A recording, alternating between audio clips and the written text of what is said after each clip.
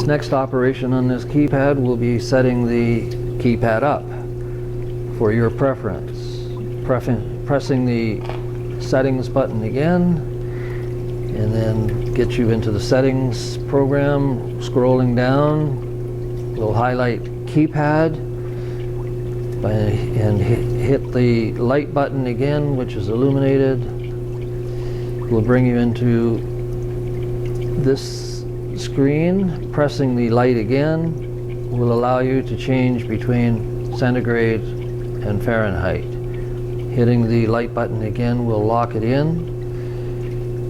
Going down to the languages, you highlight. It will allow you to choose whichever French or English, and whichever you prefer.